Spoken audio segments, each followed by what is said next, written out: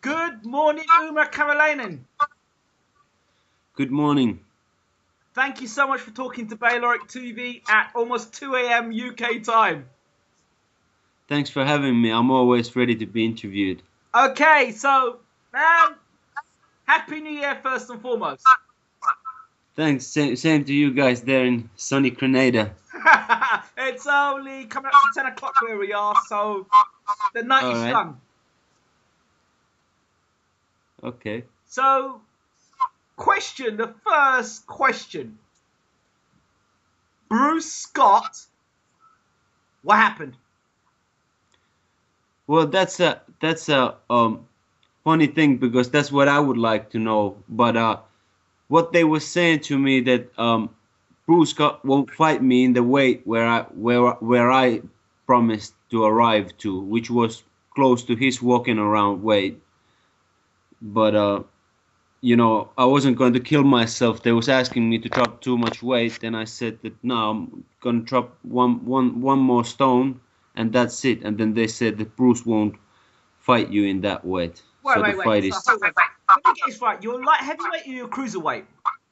No, I'm a cruiserweight, but obviously because of 7 years of layoff, I've put on a bit extra weight, you know. And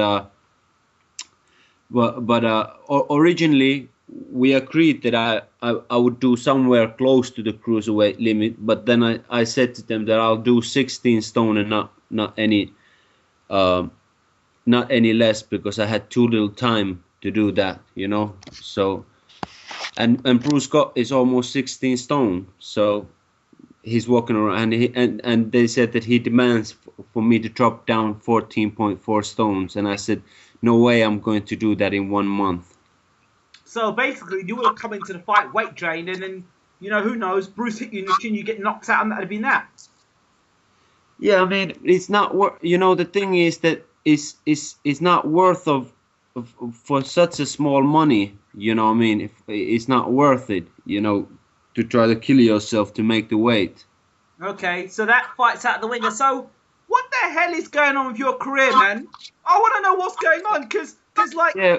I'm here, this man, you know, this is the thing, you know, like I'm all the time in training. Obviously, I'm not training as hard as I'm preparing for a fight, but I'm keeping myself fit. I'm getting fitter every day. But the thing is that you know, here in UK they got this system basically that if you want to get fights, you need to sell your own tickets. Okay. And for me, you know, I have no fan base here, and I'm not known here in UK. So for me, selling tickets is basically out of question because who would buy tickets to my fights, you know? So none of the promoters are interested in that way promoting me. And as an opponent for the British boxers, I'm way too dangerous for them. So I'm not getting fights either that way. So right now, what's happening with my career is that I'm in good talks with promoters from another countries, and hoping that something will capitalize from those. Although it's not for any great money or anything, or it's not any big fights, but you know, at least I'm getting fights, because here right now I'm not getting anything. Okay. In UK. That's just it. Here's an idea. Why don't you get a yellow beard? Paint your beard yellow. Paint your hair yellow. Pretend you're a Viking. And, you know, start shouting around like a Viking. Think you're the next Thor. And go around challenging people as Thor. I mean, you've got to do something. You've got to knock on the door. You've got to be creative. Yeah. You know, you have to be creative. You've got no choice. You have to be creative. Yeah, I get your point. But you know, actually, the funny thing is that Darren Hamilton already calls me a Viking in the gym. Well, there you go. See, my good friend there, Darren Hamilton. Yes. Yeah. So, but yeah, that's the thing, you know. Like I said, here in UK, that when they know that you're a dangerous and you're a good boxer, they won't give you fights as an opponent, because they want for the foreign fighters that comes here to box against the British boys. They want them to lose, and in my, you know, in my case, that's highly unlikely when I'm looking at the cruiserweight picture right now in UK, you know. I've heard you make a few statements that you'd like to smash Nathan Cleverly up. What's the problem? Oh, yeah. What's wrong with you and Nathan Cleverly? What's the problem there? Nathan Cleverly, first of all, he should have never been called as a world champion. That's what I'm saying. That's why I don't like the guy. I really, really don't like the guy. Because the thing is that, you know, he was promoted for a long time as a world champion. He was a guy who carried someone else's stolen belt, which he never won in a fight.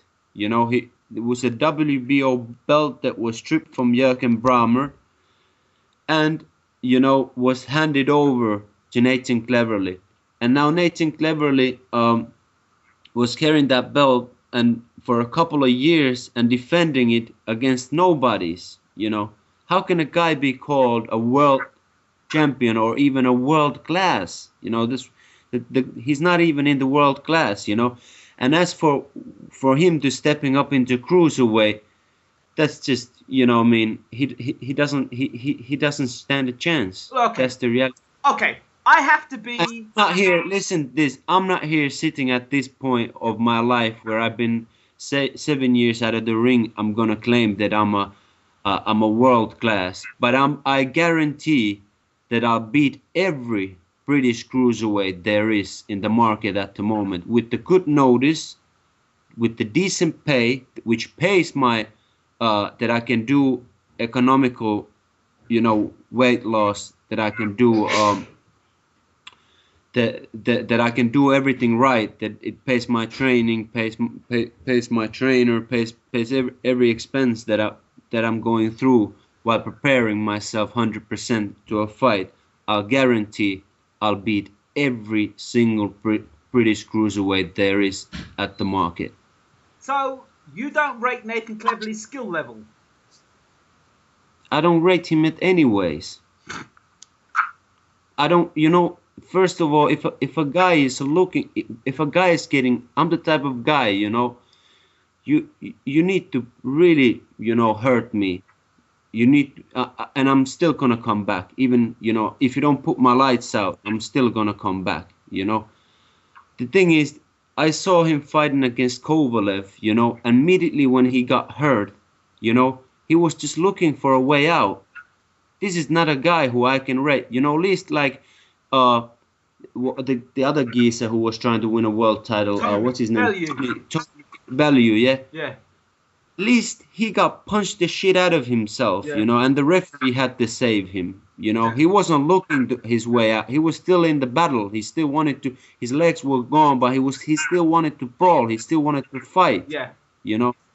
And that's why, you know, I can rate him and respect him as a fighter. Not as a world-class fighter, but I respect him as a boxer, as a fellow boxer, as a fellow fighter. Whereby Nathan Cleverly has never proven anything. Now you could, as a selling point, you could end up being the bad guy here, Umar, because people say, "Oh, who's this Umar Kemilainen? Who is he?" I'd love to be the bad guy, you know what I mean? But the thing is, like, they don't give you the chance to be the party pooper, or whatever you call that, you know. The party spoiler, you know what I mean? They won't open the doors for you to be that, you know, to crush their little illusions about their world-class statuses and so on, their padded undefeated records, you know. That's the thing with the British boxing. It sucks. That's the reality of boxing. It sucks. Oh dear. Umar Kemilainen, I tell you, would you like me to promote you? I'll promote you. You know, anybody, anywhere. Like, you know, right now, I'm open for all kinds of fights. Whether it's a tune-up fights, where it's a serious fight, I'm ready. But for a serious fights, I need a decent notice. I need a good notice and a decent pay. I'm not asking for a massive pay because my record isn't yet, you know, I mean, that massive either. But I'm asking for decent pay with the good notice. Now, I heard recently you were doing a talk, a debate on a YouTube channel, I believe, and you were having a debate and people were asking about what your record was and who you were, and the frustration there was nobody knew how good you were. You know how good you are, but nobody knows in the UK how good you are. So that truly is going to be a frustration for you. That's the thing, you know. It's you know that obviously the promoters know, because they're looking for opponents for their guys, and they've been avoiding me now for 2 years. 2 years I'm here and not a single fight. Mark Bateson, who was supposed to stop promoting me, said it straight to my face. You will be one difficult guy to be matched with anybody, even if you sell your own tickets. Because the promoters that he works for, they look after the interest of their fighters. You know what I mean? So even if I would sell my own tickets, in order that there would be some money in the pot for get a fight, they would still avoid me, The Bruce got And the only thing I could have done those days would, if I would have had enough sponsorship and be able to sell enough tickets, I would have had few fights a year in those small shows with Mark Bateson, you know what I mean? So not really the thing that, I mean, of course I would take, at the moment I would take even that, because anything is better than nothing, So hold on, let's look at them. What about the other promoters that are around in the UK, Steve Goodwin and the like? Yeah, I spoke with with a lot of them, like Mickey Elliott was very interested to put me on, even on his Eurosport, show. Yes. But the thing is, that's he said that because it's a British Boxing Board of Control, he said that I need to find a sponsor that can get me a fight in another country first with another license, that I can have that the Board of Control can accept me here as a foreign fighter, because of such a long layoff, they won't accept, the British Boxing Board of Control does not accept me here as a foreign boxer living in United Kingdom, which is, to me, it just sounds absolutely silly, but that's what was Mickey Elliott. So first of all, where am I gonna get money sponsored that? First of all, get me another license for another country, which is gonna cost with the medicals somewhere around £600 and £700. Who's gonna pay me the plane tickets to go to another country to fight somebody, and to pay the opponent his, what I mean? This is somebody should sponsor me first with, with few grand to get the ball rolling, and then I could come here and apply to be foreign boxer under the British Boxing Board of Control, which would need more money as it is that one as well, you know what I mean? So the whole thing, and Mickey wasn't willing himself to put anything, and then he was also asking me to sell tickets, for those events. So it's that door in that way, wasn't, but at least he was giving me a chance. If I would have got like sponsorship and financial backing from some direction, I would have got like a good slot, in a sense that those are Eurosport fights and so on. But financially, it's just not possible for me right now to get those. Well, Peter Fury's recently taken on Eddie Chambers, which is a cruiserweight, as you know, is moving back to the heavyweight division. Have you spoken to Peter Fury at all?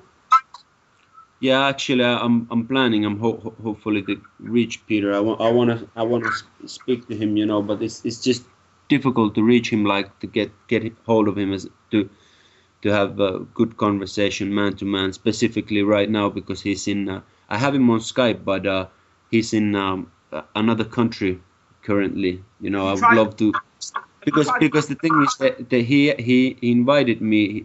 I have open invitation somewhere near to Manchester to go train with them for a week. Yes. He gave it to me a long time ago. Just haven't had the situation good enough to be able to do that trip. But now they've moved to another country already, so it's gonna be a bit more challenge in that sense. But yeah, definitely I'm gonna speak with Peter soon, hopefully, and see. That would be great. Steve Goodwin, anything from him? Yeah, I met Steve, and he said that, there's nothing I could pretty much do for you. The only thing I could do is to give you advice of not what not to do. I said, oh, okay, thanks. Yeah. Well, it's better you know what not to do. Let's be honest. I'm not criticizing Yes. Steve. He's doing good work for boxing and so on. But look, he's got a tremendous talent in Ian Lewison as a heavyweight. Where is Ian going with Steve? You know what I mean? It's not really like, it doesn't look like that it actually progressing, you know what I mean? And Ian Lewison is I know for a fact, because so many trainers who I know are really truthful and good trainers who have seen gym work of Ian, and they've told me tremendous things about Ian, like what he does in sparrings and who with whom and all these things. Like if you would hear those stuff, you would say, well, like, wow, where? But nothing seemed to be happening him in career wise, Yes. at the moment. Just not getting any fights. He's not staying busy. Have you tried So talking to Eddie Hearn maybe or Frank Warren? well. Uh, I know that Frank would probably open the doors for me if I would be able to sell myself something like 400, 500 tickets, which is, not very realistic option. And as for Eddie, he would probably never even, think about it. But what about your skill level? Eddie Hearns, in all honesty, Eddie Hearns is a redneck. He's a proper redneck. Can you explain what you mean by a redneck? Because I know what a redneck is, but He's a discriminative, racist, anything that is not, according to his way of thinking what it means to be British. He doesn't accept it. That's what he is. so why have you come to that conclusion? The way he operates. But his best friend is Kugan Cassius, so and he's Yeah, but that's the thing. We're talking about nationalistic racism. We're not talking about racial or ethnical racism. And second of all, let's be real here. Let's be really real about his and Cook and Cassie's relationship.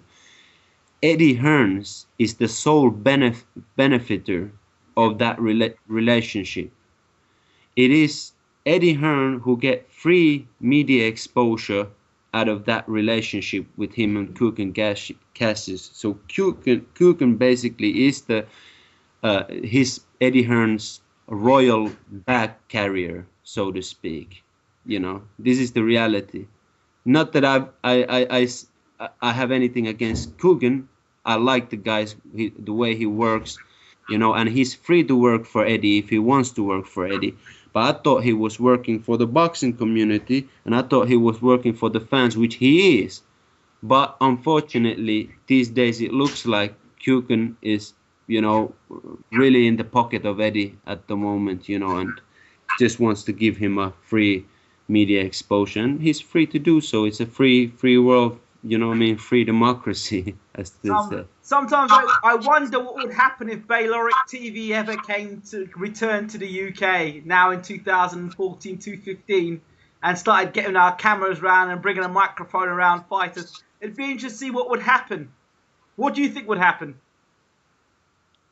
I don't know, but I would love to see that happening. To be honest, I would absolutely love to see it happening. Because I've noticed that you guys don't have, like you ask any question, there's no holding back. Yeah, there's no holding back.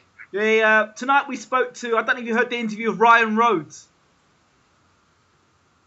About the Kell Brook. Yes, because the interview started with us talking about...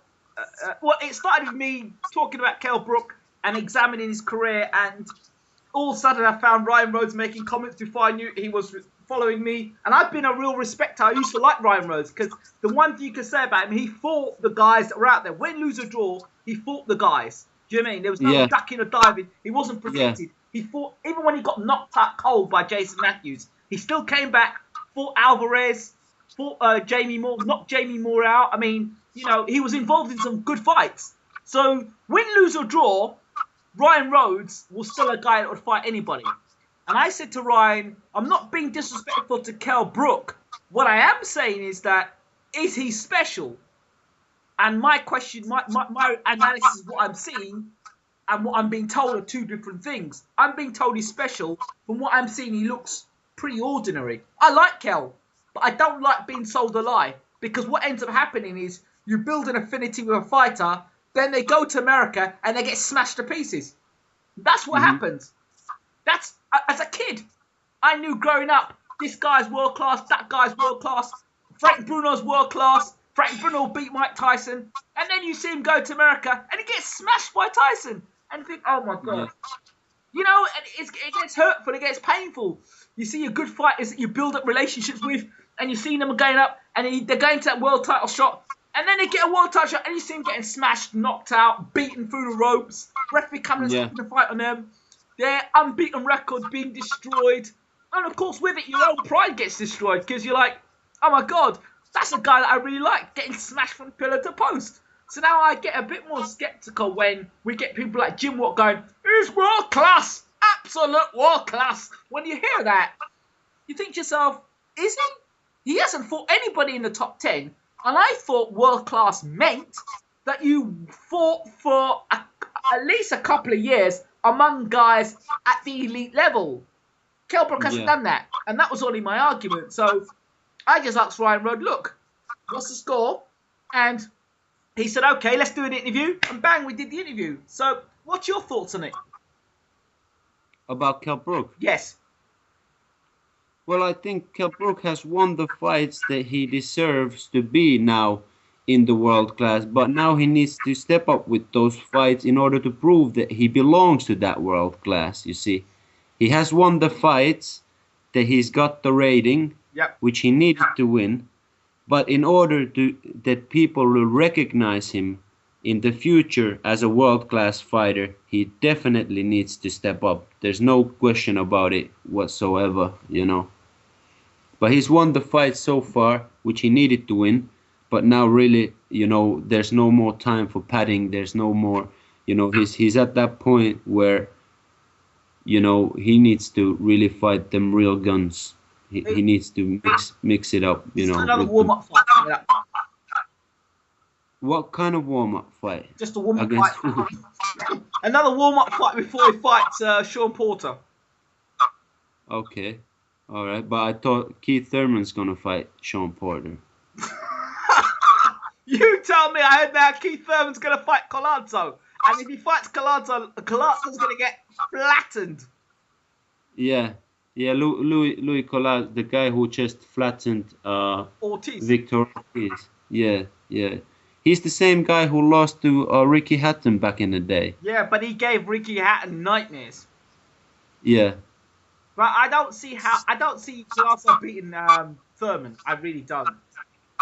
Well, there's, to be honest, besides the Manny Pacquiao and Floyd Mayweather, I don't see too many other welterweights in the world at the moment to beat Keith Thurman. You know, like that guy is you know, he's a massive promise. That's all I can say. He's a massive promise. He's been just, you know, he's been doing the job what he's supposed to be doing, you know. And his character is good because he says, he asked the fans, who the fans want me to fight, you know. He's open to any fight, you know. And that's, man, you gotta just respect that. I remember him talking about the one fight I would advise Keith Thurman not to take is Provodnikov. That guy is dangerous.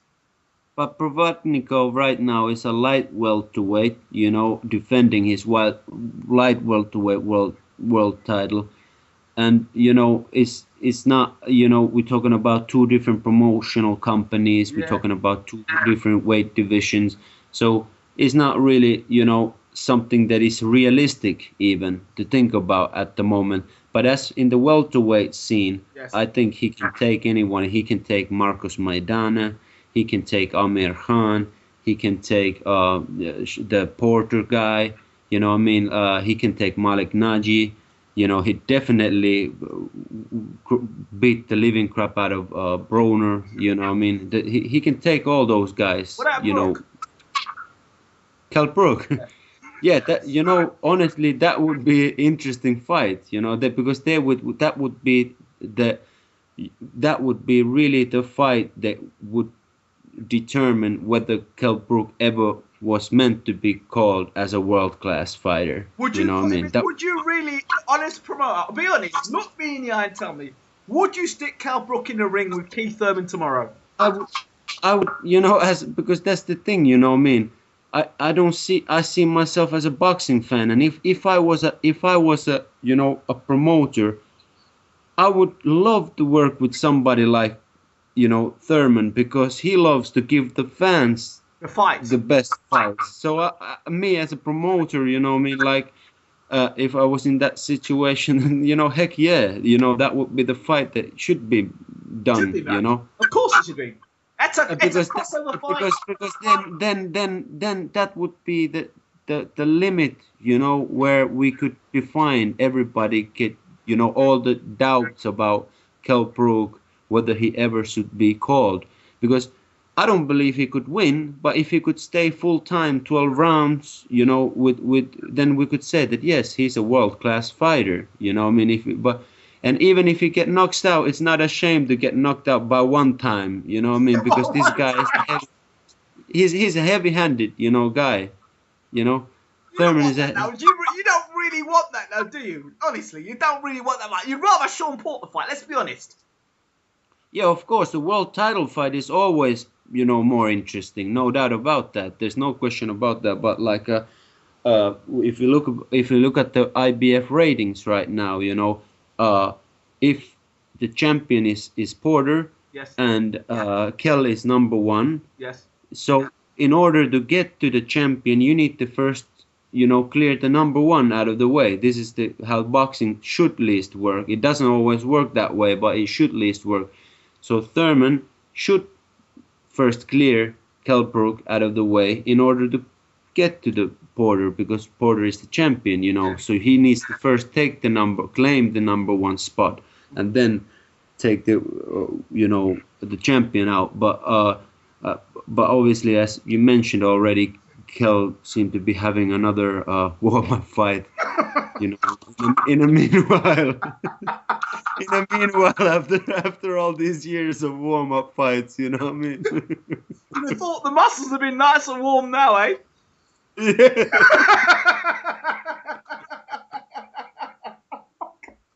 Yeah, by now you would think, yeah. We have to call it the final eliminator, the final eliminators warm-up. That's what it is. We have to call it one of Eddie's specials. Yeah. This is a tough fight. This is a big fight. You need to get it on Sky. It's the final eliminator of warm-ups for Kell Brook. I just want to see Kell fight someone big. It's amazing. But that's amazing. That's an amazing thing, actually, because he sells a lot of tickets down there in Sheffield. He sells a lot of... People come, actually, you know what I mean? Like, I wonder how much the gate revenue, actually, which is being put in the Eddie Earn's pocket, you know what I mean? It gotta be quite a bit. Well, he's got to be careful now, because all of his fighters, and I'm noticing that, and a lot of people ain't talking about it, or just are getting fooled by Eddie's charismatic way. Personality does not win world titles, and managers and promoters don't win world titles. Fighters win world titles. And what I'm seeing is Eddie. I said this earlier in another interview. Eddie Hearn fighters seem to get world title shots, but get smashed to bits. They're not good enough when it gets to world level. They get all these build-ups. You pay for the final eliminators, and then they get the world title shot and they get destroyed. Look at them. Gavin Reese, Broner. What's his name? What's this guy's name? Darren Barker. Lee Purdy. Yeah. Lee Purdy. Gavin Reese versus Broner. Who else? Tony Bellew versus Stevenson. Yeah. I mean, that was, Darren Barker. Darren Barker. He won the world title against Gill. That was fair play. But he had to get off the floor to do it. And then he went and fought Sturm, and you saw what Sturm did to him. I mean, I like Darren Barker. It's not a fight I like, but,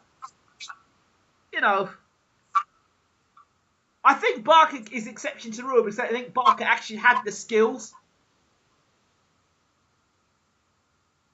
I thought Barker's a talented middleweight. Yeah, well, I don't know about that. You know, like it's hard to say. Because he was It's hard to injured say. You know, a lot. because he looked to me, honestly, he looked to me just another one of them British boys who just don't want to be there when they're getting hit. You know. But then look what he did against Gill. He got off the floor against Gill. I mean, He did. But Gill, is he known as a massive puncher? Is he not? You know what I mean? Like he's not.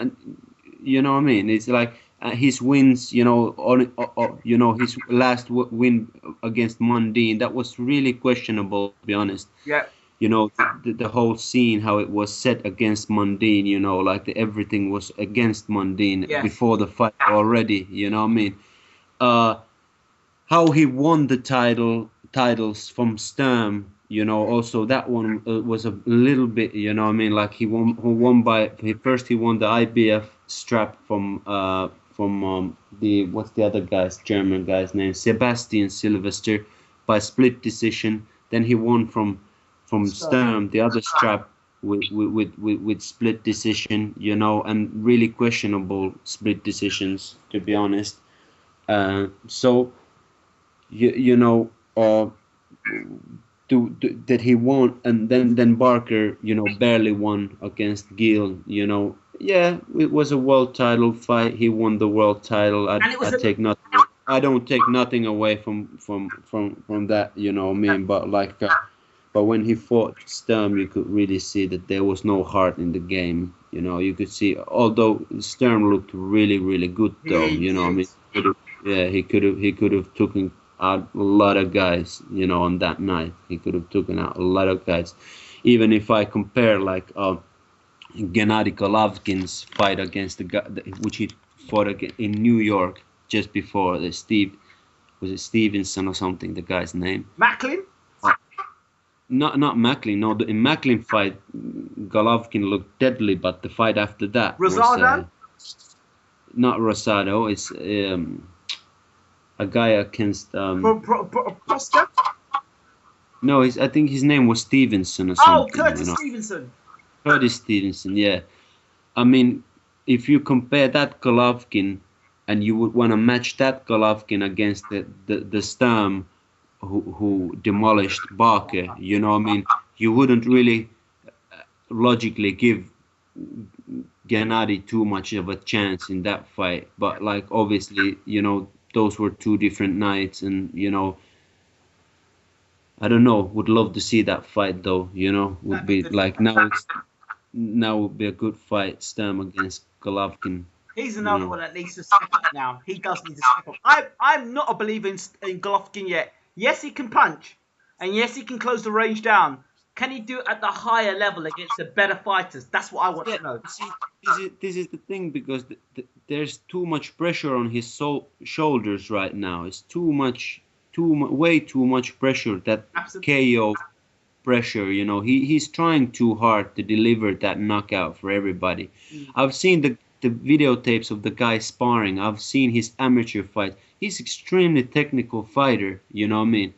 He's very technical. He's very skilled and all that. But he's just now in these recent fights, specifically after the Macklin fight, he just hasn't been himself. You know what I mean? Because he's just, you know, everybody's asking from him, are you going to knock this guy out? How are you going to knock this guy out? You know, knockout. This is what it's been, you know. And now he's just hunting for that one big blow. And against these world-class guys who are skillful and who punch you back, you know, and who, you know, make you step back, you know, and make you, you know, really like, who can stand their ground and be there in the pocket with him, you know.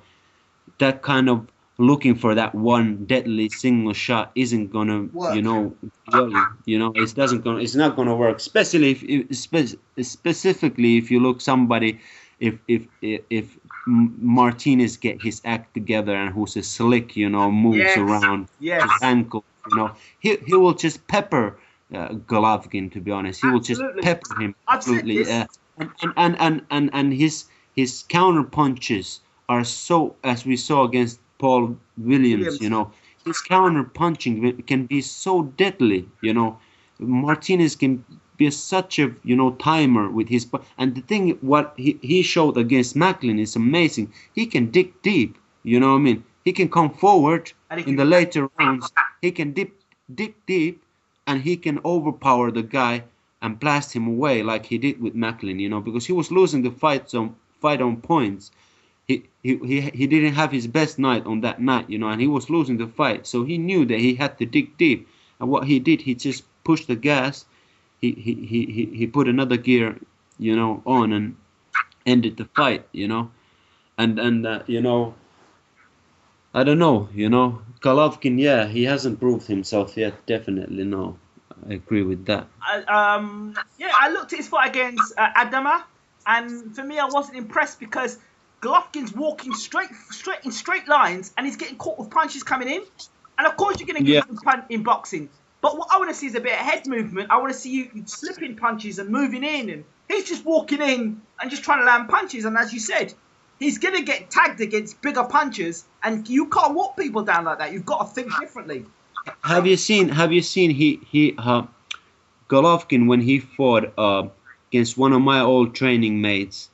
His name Kasim Uma. He used to be we used to have I used to be in the same training camp with Uma back in the day in Florida, and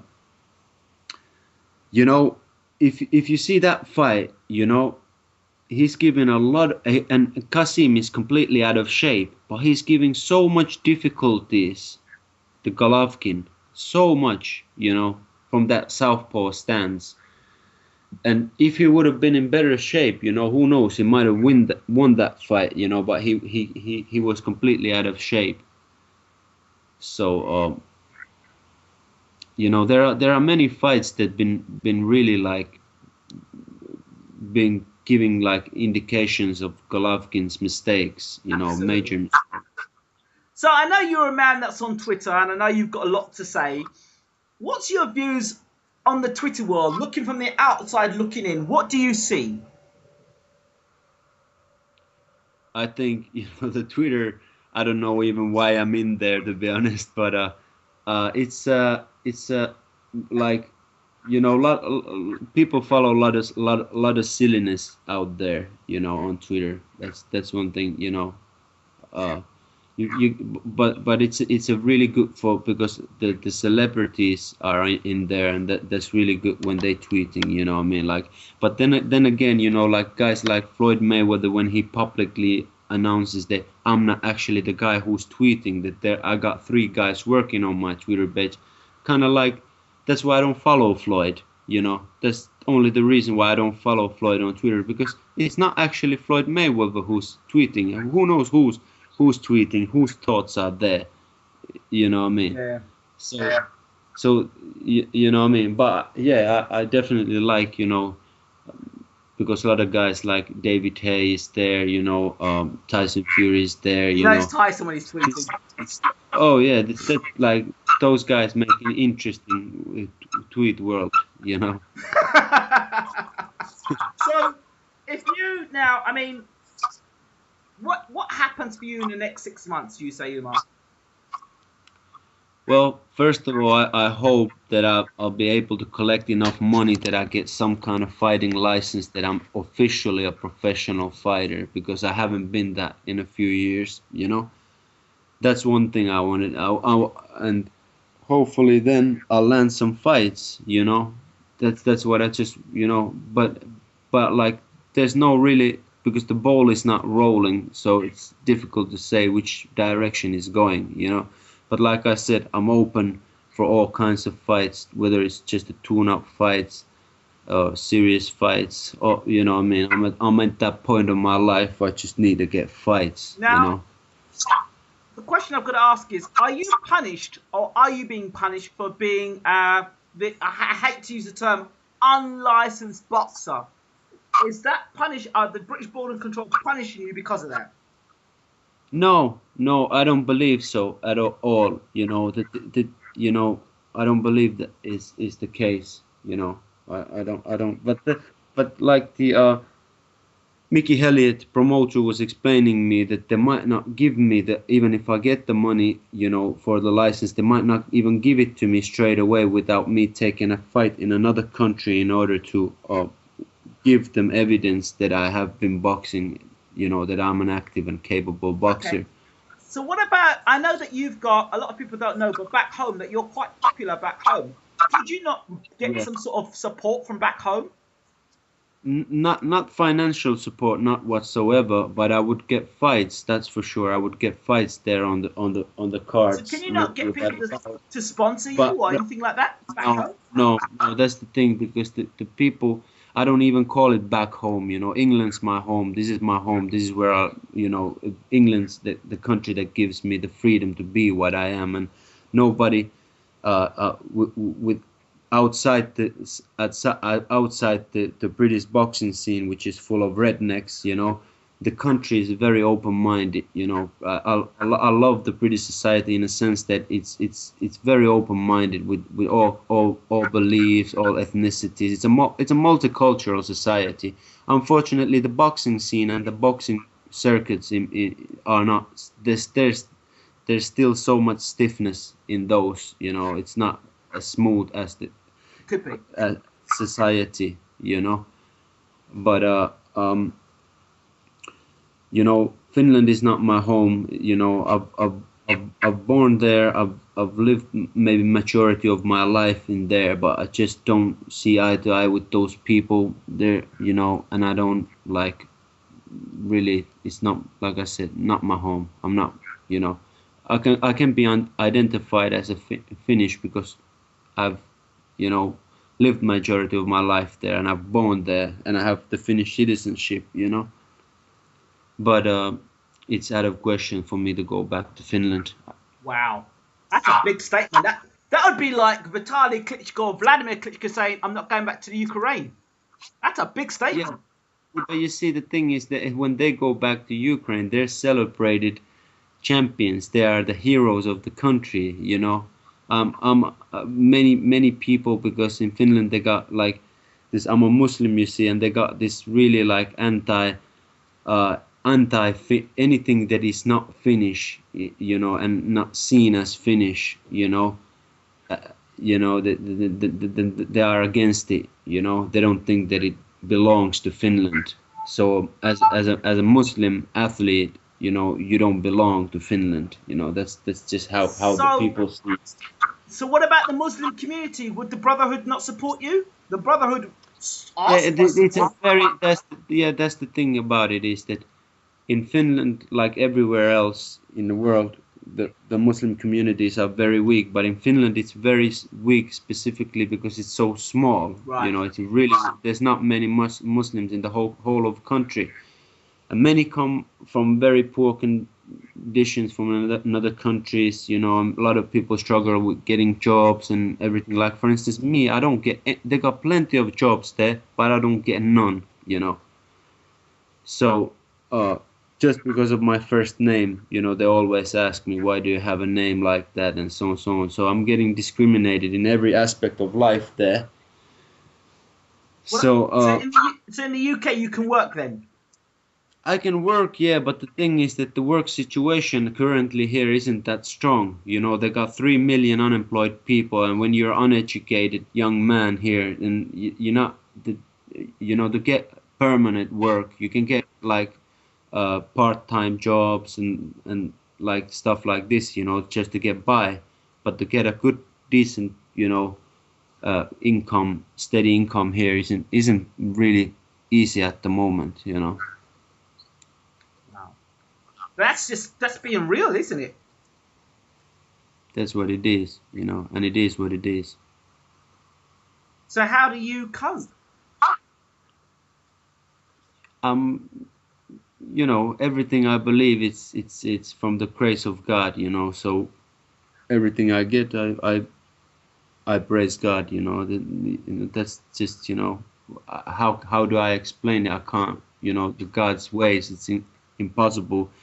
God has, you know, endless means to provide for an individual, you know. So I always just seem to be getting around, you know. there's definitely a story to your Umar, and I don't believe that you're just here to just the day just go by and time go by without you having some sort of purpose and mission in life. And this whole journey you're going on through British boxing is definitely a calling, I think, for you. I hope so. I hope so because, like, for instance, even, if I don't get a chance to box here under the British Boxing Board of Control, right now, there's a promoter because they started this WBU has been revived again. So they and now Mark Prince is boxing for the WBU European title on March. Yes. But that card was so full already of fighters that the promoter who's promoting that card, he can't get me on that card. But he said that he has another card on May. Okay. And he would be very interesting to get a fight for me there. And that would be really great for me. Although it's a small event, like your call, but probably will be jam-packed. Would be great. Get yourself recorded. Oh yeah, that's the thing. That's the whole thing. Plus, I would actually be fighting here in Britain, because this is my home and this is where I would prefer to box, Have you spoken to your local MP about things like this? No, I don't even know who he is. What area are you in? East London. What part of East London? Beckton at the moment. Oh, I can't help you. I used to move around in East London, Forest Gate. So Forest Gate was my area. Yeah. So I can't help you there. I thought you were in Tottenham. No. Okay. I'll tell you what. That's why I train at Trat TKO because it's right next to me. All right. Well, what I'll do, I'll see if I can find out who the local MP is for your area and see what we can do to help you out. Yeah, that would be good. I'll do all I can to help you out, my friend. I don't like to hear the situation that you're in, and nobody should have to deal with what you're having to deal with. Yeah, but there are, like I said, I'm grateful for God, because every day I see people in being far more worse situation where I am, I see that every day here, and some people who have it better, they screw it themselves, I would like you to do me a favor, Umar. I really would. Yeah. There's two things I'd like you to do. If you can't blog, I'd like you to do a video once a week at least to inspire other young boxers, other young fighters, because there are people who have been in a similar situation to yourself that would lose it and need people like yourself to talk real, and you would speak real. And I think that you'd be a great inspiration to a lot of people, young and old. Yeah. That would be great if you could get a YouTube channel up and start doing that. That'd be fantastic. Yeah, I'll think about that. Just need to get some better quality camera where I can get some good quality stuff. Be good. You can start doing audios as well and start giving fight predictions because you know the fight game pretty good. So I think you'd be as good as any out there to start doing predictions and analysis of fights. Yeah. You should do it. Yeah, sounds good. And start monetizing your videos and start making some money as well. But to be honest, right now my main focus is just in training. Of course. Train as much as I can. Much as I can afford. Financially to train. That's I've had best days where I've trained 3 times a day. And wow, what a feeling that it's like make you feel like. I don't know, 15 years younger. You feel like you're when I was 18 years old, preparing myself for the amateur world championships. It's an amazing feeling. Wake up in the morning, you're running, do a good run, long run, fast run. Come back home, eat good breakfast, sleep a bit, go do afternoon session, lift weights, do pad work a bit. Then go to do sparring. 10 o'clock in the evening, it's an unbelievable feeling after that, you're coming back home and when say you're like, sharp, when you're sharp and your mind's sharp and everything's clicking and you're getting the jab work and the right hand's coming and the left hooks are coming good, and you're doubling and tripping up on the jab, and you're slipping punches and countering. All the things are coming together. It's a magnificent feeling. I can tell you that firsthand. For real, no doubt. Umar Kemilainen, it's always a pleasure talking to you. I really love talking to you. It's a shame we won't be doing this as often as I wanted before. As you know, it's the last week of me on YouTube. As you know, the reasons why as well. It's been an honor talking to you, and I've really enjoyed it. Really, it's been a pleasure being a guest on your show. But you're gonna keep your videos on YouTube. You're not gonna remove your YouTube. I'm not gonna take videos off the YouTube if you're asking, and no, I'm not gonna take your interview down. But what I will do is start, really focus on using Bayloric Worldwide television and having a legit television station. That's what I want. That's a fantastic thing. Is it going to be broadcasted online? Yes, everything's going to be online on www.bayloricworldwide.com, and so it will be seen in everywhere in the world. It is being seen everywhere in the world at the moment. If you go on the station at the moment, you look at the world map. We're televising across the world at the moment, which is fantastic. That is great news. So I'm excited. Really excited. And we've got 11 interns as well. We launched the internship program last week, Thursday. So it's exciting times for Bayloric Worldwide TV. That's really good news. I looked out on the YouTube network and watched what people were doing, watching well-established people doing what they're doing. And I thought, you know what? It's now time for me to stop what I'm doing. It's time for me to get to the next level. What about broadcasting live professional boxing worldwide? That's what I want to do. That's where I want to be at, and I won't be limited. I had the experience, a little practice with Steve Goodwin, but I want to have more professional arrangement, and I want to have because I want people to respect the station, and I want that respect. I'm talking about just small shows. Absolutely. Somewhere. You got there in what's nearest country where they got a lot of small shows? Maybe Argentine or one of them countries there. One of those small shows. I'd like to do a small hall show in the UK. I'd like to do a small hall show in the Caribbean. To show more Caribbean boxing. Yeah, I'd like to do that. And some of these old Chinese and Japanese fights, the small weight fights. I tell you, them straw weight fights, you get some right punch ups. Yeah. So I'd love to do those things. And of course, the Cuban boxing, I'd like to look at that as well. So once we've got this station up, we now need to be doing lots of production. Production start tomorrow. So. Of course, and it's the 40th anniversary at Grenada, so there's lots of video to do there as well. So Grenada, as a country, is only 14 years old. 40 years independence. 40. Yes. That's a young country. 40-year independence, it is indeed. But,